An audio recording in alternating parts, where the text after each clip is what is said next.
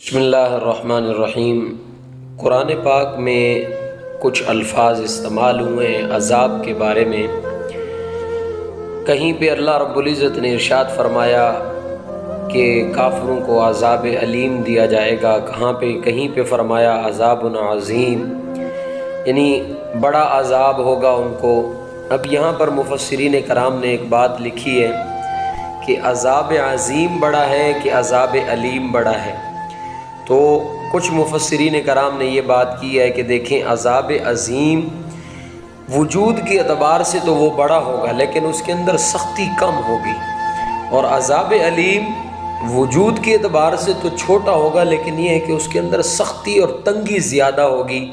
تو معلوم ہوا کہ عذاب علیم زیادہ سخت ہے عذاب عظیم سے، بے شک جسم میں چھوٹا ہے لیکن اس میں تنگی اور سختیاں زیادہ ہوگی۔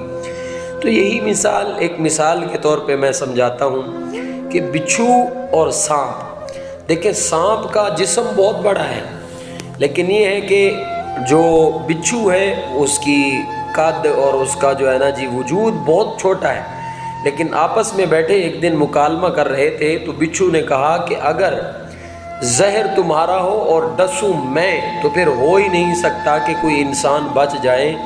تو معلوم ہوا کہ بے شک بچھو چھوٹا ہے لیکن یہ ہے کہ اس کے ڈسنے میں، اس کے زہر کے اندر کیا ہے بہت زیادہ تکلیف ہے، انسان کو تکلیف ملتی ہے سانپ کی بنسبت۔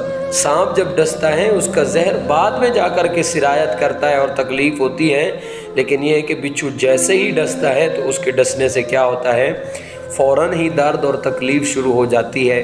اللہ رب العزت مجھے آپ کو ہر طرح کے عذاب سے بچائے، اللہ رب العزت مجھے آپ کو ہر طرح کی پریشانی سے محفوظ فرمائے، اللہ رب العزت مجھے آپ کو ہر طرح کی موذی حشرات سے، سانپ سے، بچھو سے، ہر چیز سے اللہ تعالی ہماری حفاظت فرمائے۔ اللہ ہر ایک کی عزت آبرو کی حفاظت فرمائے، آمین۔ السلام علیکم ورحمۃ اللہ وبرکاتہ۔